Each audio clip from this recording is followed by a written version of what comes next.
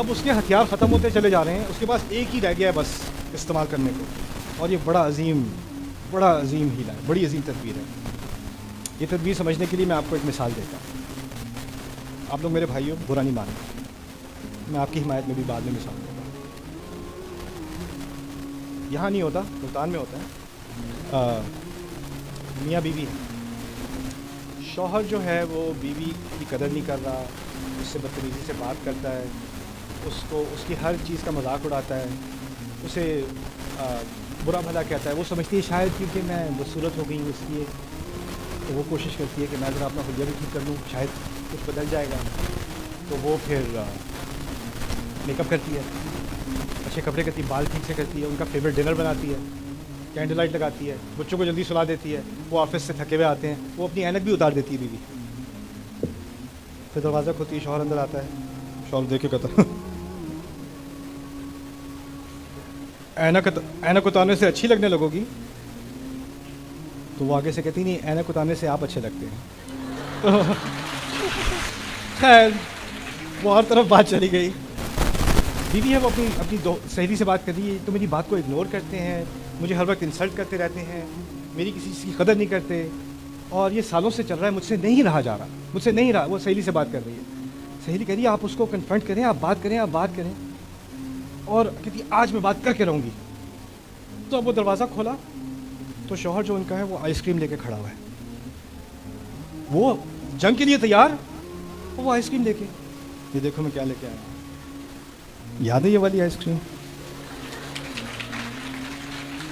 اور وہ جو ابھی تیار تھی، اس کے ہاتھ میں تلوار تھی، وہ بھی کہتی ہے مجھے یاد ہے۔ اور پھر بیٹھ کے، وہ پہلی دفعہ پارک میں بیٹھ کے کھائی تھی نا، چلو وہاں چل کے کھاتے ہیں، چلیں۔ اور پھر بعد میں سہیلی سے سہیلی کہتی ہے کیا ہوا، کنفرنٹ کیا؟ نہیں اصل میں ان پہ نا کام پہ بہت پریشر ہوتا ہے، تو اس لیے وہ کبھی کبھی وہ غصہ کر جاتے ہیں، لیکن وہ بہت پیار کرتے ہیں، اصل میں ایسی کوئی بات نہیں ہے، پتہ ہے وہ آئس کریم بھی لے کے آئے تھے آج، پتہ ہے اب وہ والی۔ اب وہ بیوی کے دماغ میں آتا ہے کہ یہ تو بدل گئے ہیں، یہ تو پرانے والے ہو گئے ہیں جیسے ہوتے تھے وہ، تو وہ بڑی خوشی ہوتی ہے رات۔ صبح اٹھتی ہے، شوہر کہتا ہے میں آج دیر سے واپس آؤں گا، کال مت کرنا۔ تو وہ حیران پریشان یہ ہوا کہ زندگی بدل گئی تھی، سارا واپس کیوں آ گئے اس طرف؟ ہوتا یہ ہے کہ جو آپ کے ساتھ زیادتی کر رہا ہوتا ہے نا، اس کو بھی پتا ہوتا ہے کہ آپ کے صبر کا ایک میٹر ہے، زیادتی کر رہا ہے آپ کا ٹیمپریچر بڑھ رہا ہے، زیادتی کر رہا ہے آپ کا ٹیمپریچر بڑھ رہا ہے، پھٹنے والا ہے، اس کو پتا ہوتا ہے یہ پھٹ گیا نا تو مسئلہ ہو جائے گا، اب آئس کریم کا ٹائم آ چکا ہے۔ اب آئس کریم لا کے کیا کرتا ہے وہ، ٹیمپریچر نیچے آ جاتا ہے، اب اس کی دوبارہ مائلیج بڑھ گئی، اب دوبارہ کرنے جو اصل تھی اس پہ واپس آ جاتا ہے، دوبارہ ابیوز کر سکتا ہے، دوبارہ بدتمیزی کر سکتا ہے، دوبارہ اگنور کر سکتا ہے، پھر ایک موقع آئے گا اس کا پھٹنے والی بات ہو جائے گی، کیا ہوگا، دوبارہ ایک اور آئس کریم آ جائے گی، پھر نیچے چلا جائے گا۔ یہ بات سمجھ میں آ رہی ہے؟ یہ آفیسز میں ہوتا ہے، یہ گھروں میں ہوتا ہے، یہ شوہر کرتے ہیں، بیوی کرتی ہیں، مائیں کرتی ہیں، باپ کرتے ہیں، بچے کرتے ہیں، بہن کرتے ہیں، بھائی کرتے ہیں، یہ رشتوں میں ہوتا ہے۔ فرعون کو سمجھ آ گیا اگر میں نے ابھی آئس کریم نہیں دی تو یہ ان سب کا میٹر پھٹ جائے گا، کیونکہ پہلے بھی وہ کس قسم کا باس تھا، وہ ایسا باس تھا جو اپنے کام کرنے والوں کو انکریج کرتا، ان کے ساتھ اچھے طریقے سے بات کرتا، اچھے اسلوب سے بات کرتا، پیار سے محبت سے بات کرتا۔ وہ فرعون ہے یار، اس نے کیسے بات کرنی ہے؟ وہ کہتا الیس لی ملک مصر وہذہ الانہار تجری من تحتی، یہ پورا مصر کا ملک میرا نہیں ہے، یہ سارے دریا میرے پیروں کے تلے نہیں چلتے، میں اور میں۔ اس نے کبھی کسی کو اگنالج کرنا نہیں۔ اب جب موسیٰ علیہ السلام اپنی بات بھی کر رہے ہیں تو ویسے بھی ان کو، پوری قوم کو یہ تو نہیں تھا کہ فرعون سے محبت ہے، اصل میں فرعون سے ڈر تھا، تو جب یہ موقع مل رہا ہے بغاوت کا تو وہ تو کریں گے۔ تو اب اگر آئس کریم پیش نہیں کی تو معاملہ ختم۔ تو آ کے اپنے جرنیلوں کو، پنکھے والے کو ہٹا کے جرنیلوں کو قال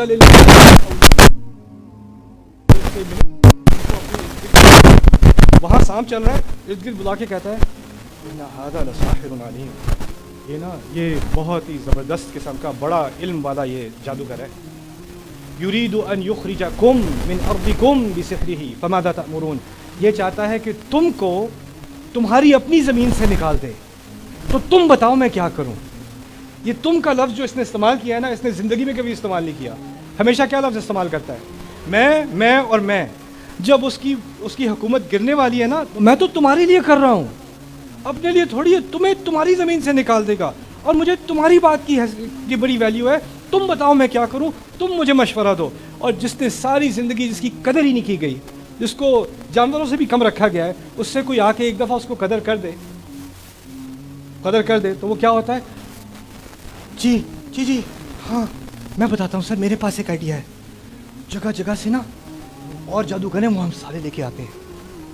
وہ اس نے یہ تدبیر اس لیے نہیں دی کیونکہ اس کو بڑی خواہش تھی کہ فرعون کی حکومت رہے. اس کی زندگی میں پہلی دفعہ اس کو ایکنالج کر لیا, اس کو ایکنالج کیا تو اس کو ایک دم سے اس کو میں بھی کوئی چیز ہوں, میری رائے کی بھی کوئی حیثیت ہے. رسول صلی اللہ علیہ وسلم کو حکم دیا گیا تھا وشاورہم فی الامر, اب مشورہ کیا کریں فیصلوں میں. ان پہ تو وہی آ رہی ہے, ان کو مشورے کی ضرورت نہیں ہے. وہ جو فیصلہ انہوں نے کرنا ہے صلی اللہ علیہ وسلم, وہ مشورہ اللہ کی طرف سے آ رہا ہے. لیکن ان کو بھی کیونکہ دلوں کو اکٹھا رکھنا ہے نا, دلوں کو اکٹھا رکھنے کے لیے آپ سنسیئرلی لوگوں کی رائے لیا کریں. وشاورہم فی الامر, پھر آخر میں آپ فیصلہ کیا کریں. لیکن ہمارے گھروں میں, ہماری سوسائٹی میں, ہمارے خاندانوں میں جب ایک ڈکٹیٹرشپ بن جاتی ہے نا, کیوں نہیں کرنا یہ, میں نے کہا اس لیے نہیں کرنا, یہ نہیں ہوگا, کیوں نہیں ہوگا, میں نے کہہ دیا اس لیے نہیں ہوگا. آپ سمجھا دیں, یہی سمجھنے کی ضرورت ہے تمہیں کہ میں نے کہا ہے, میں.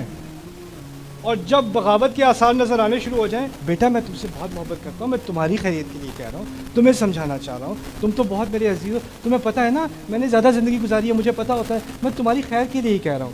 اچھا وہ اس پہ آئس کریم کا اثر ہو گیا, وہ ٹھنڈا ہو گیا, پھر بعد میں اس نے حق کی بات کی, پھر میں پھر وہ آگے تک پہنچی تو دوبارہ بیٹا ادھر آؤ, تم تو میرے بیٹے ہو, you know I love you right, you know I love you. تو یہ جو آخری تدبیر ہے نا, یہ بڑا کام کرتی ہے. اور اس سے لوگ غلامی میں کئی سال گزار دیتے ہیں, گھروں کے اندر, حکومتوں کے اندر, بزنسز کے اندر, سوسائٹی کے اندر لوگ غلامی میں گزار دیتے ہیں. کیونکہ جب ٹائم آتا ہے کہ نہیں اب یہ نہیں ہونے دیں گے, پھر وہ آ کے کہتے ہیں پتہ ہے مجھے آپ کا کتنا خیال ہے, مجھے پتہ ہے میں آپ سے کتنی محبت کرتا ہوں, کتنی محبت کرتی ہوں. تو پھر انسان پہ دوبارہ اثر ہو جاتا ہے, نہیں یہ واقعی محبت کرتے ہیں. کچھ خرابیاں ہیں لیکن ٹھیک ہے. کچھ لیڈیز میرے پاس آئیں, کہتی میرے شوہر مجھے مارتے تو ہیں لیکن اچھا بھی کرتے ہیں, عید پہ نا وہ اچھے تحفے بھی دیتے ہیں, تو پوری طرح تو برے نہیں ہیں نا, ایسا بھی نہیں ہے. تو میں کنفیوز ہوں, میں کیا کروں. میں نے کہا آپ بھی کنفیوز ہیں, پوری فرعون کی قوم بھی کنفیوز تھی. یہ کوئی چھوٹا ہیلا نہیں ہے, یہ جو یہ تدبیر فرعون کے بارے میں ذکر کیا گیا ہے نا, اس کا بڑا اثر ہوتا ہے. تو اللہ نے اس کے ذریعے ہمیں سکھایا ہے کہ جب آپ حق کی بات کرو گے نا, تو آپ کو کس چیز کا سامنا کرنا پڑے گا, کیسے آپ کے جذبات کے ساتھ کھیلا جایا جا سکتا ہے, اور کیسے آپ نے اس کا سامنا کرنا ہے. میرا بنیادی مقصد پاکستان میں آ کر تھوڑے سے دروس قرآن یونیورسٹیز میں کرنے کا یہ تھا کہ میرا اپنا ایک اسمپشن ہے, میرا اپنا جائزہ, وہ پہلے اپنے بارے میں ہے پھر آپ کے بارے میں. میرے بارے میں یہ ہے کہ ہم نے قرآن کو انڈر ایسٹیمیٹ کیا ہے. قرآن میں جو بات ہو رہی ہے, جس سے ہمارے دلوں کو, ہماری روحوں کو, ہماری عقلوں کو جو آزادی ملتی ہے, جو تسکین ملتی ہے, اس کی روشنی سے جو زندگی میں جن مشکلوں کا ہم سامنا کر رہے ہیں, ان کا سامنا کرنے کی جو ہدایت ملتی ہے, ہم نے سمجھ لیا کہ وہ باتیں تفسیروں میں لکھی جا چکی ہیں. وہ جو پڑھنے والے ہیں وہ پڑھ لیں, باقی بس نماز پڑھو, روزہ رکھو, یہ کافی ہے تمہارے لیے. تو جو قرآن کا جو اصل تحفہ ہے نا, قد جاءتکم موعظۃ من ربکم وشفاء لما فی الصدور, کہ تمہارے لیے ایک بہت زبردست نصیحت تمہارے رب کی طرف سے آئی ہے, اور وہ ایسی چیز ہے جو تمہارے دلوں میں جو تکلیفیں ہو رہی ہیں نا, اس کی شفا ہے, وہ شفا ہے. ہم نے اس بات کو سمجھا نہیں, جانا نہیں کہ اس قرآن میں بات کیا ہو رہی ہے, اور وہ میری زندگی میں کیا چیز لا سکتی ہے, کیسے میری زندگی میں کانفیڈنس لا سکتی ہے, کیسے میری زندگی میں خوبصورتی لا سکتی ہے, میرے رشتوں کو بہتر کر سکتی ہے, میری زندگی میں جو چیلنجز ہیں اس کو سامنا کرنے کی پوری مجھے ہدایت دے سکتی ہے. کیونکہ ہم نے اس چیز کو, میں نے بھی, آپ نے بھی انڈر ایسٹیمیٹ کیا ہے. میری امید یہ ہے کہ اس ٹورس کے ذریعے اور آپ لوگوں سے ملنے کے ذریعے میں اس چیز کو دوبارہ آپ کے اندر اجاگر کروں, اور ہماری قوم ایسی ہو, ہمارا ملک ایسا ہو کہ دنیا جہاں کے سارے مسلمان دیکھیں قرآن کے ماننے والے یہ لوگ ہیں, قرآن سے محبت کرنے والے یہ لوگ ہیں. دیکھو انہوں نے قرآن کے ساتھ کیا کیا ہے, اس کی تلاوت تو ہو رہی ہے الحمدللہ, اور یہاں پہ لوگ شکایت بہت کرتے ہیں, دیکھیں بچے قرآن پڑھ رہے ہیں لیکن سمجھتے نہیں ہیں, دیکھیں یہ ہو رہا ہے, یہ نہیں ہو رہا, شکایت میں بھی, ہر شکایت میں بھی ایک موقع ہوتا ہے. اگر ہمارے ہاں ہزاروں لاکھوں بچے قرآن پڑھ رہے ہیں تو یہ ایک بری بات نہیں، یہ ایک اچھی بات ہے، بس اس میں ایک مزید اچھائی کی اضافے کی ضرورت ہے۔ اب اگر ان کو قرآن کا سمجھنا بھی تھوڑا سا ہم اس کو فراہم کر دیں، کمپلین کرنے کے بجائے یہ سمجھتے ہیں نہیں سمجھتے ہیں نہیں، تو اگر آپ ایک انسٹیٹیوشن کو بھی لے لیں، ایک گاؤں کو بھی لے لیں، 100 بچوں کو بھی لے لیں اور ان کے لیے کوئی ایک پلان بنا دیں کہ 1 سال کے اندر اندر ان کو موسیٰ علیہ السلام کا قصہ سمجھ آنا شروع ہو جائے، ان کو بقرہ تھوڑی بہت سمجھ آنی شروع ہو جائے، ان کو قرآن کے جو بنیادی دروس ہیں جو ایک نوجوان کو چاہیے وہ پورا قرآن بھی ایک سال میں سمجھنا ہے، کچھ چیزیں سمجھ میں آنی شروع ہو جائیں، تو آپ دیکھو گے کہ اس کی شخصیت میں، اس کی زندگی میں، اس کے آنے والے رشتوں میں، اس کی آنے والی جاب میں، سب میں ایسی تبدیلی آئے گی کہ اس سے تو انشاءاللہ ہمارا پورا ملک بدل جائے گا، پورا ملک بدل سکتا ہے۔ اب یہ ذمہ داری ہم سب کی اکٹھے کی ہے، ہم نے قرآن کی طرف ایک رجوع کرنا ہے اور دل سے رجوع کرنا ہے۔ میرے ایک استاد کہا کرتے ہیں قراءۃ قلب، قرآن کو عقل سے بھی پڑھا جا سکتا ہے، دل سے بھی پڑھا جا سکتا ہے۔ ہماری قوم کو اب اس چیز کی ضرورت ہے، مجھے اور آپ کو، کہ ہم قرآن کو اب دل سے بھی پڑھیں، عقل سے پڑھنے کے بعد اب ہم اس کو دل سے بھی پڑھیں۔ اللہ تعالیٰ ہمارے دلوں میں قرآن کی محبت ڈالے اور قرآن کی ہدایت کو ہمارے گھروں میں، ہمارے اپنے اندر، ہمارے گھروں میں، ہماری سوسائٹیز میں، ہمارے بازاروں میں، ہماری حکومتوں میں، سب میں لے کر آئے۔ بارک اللہ لی و لکم۔ السلام علیکم ورحمۃ اللہ تعالیٰ۔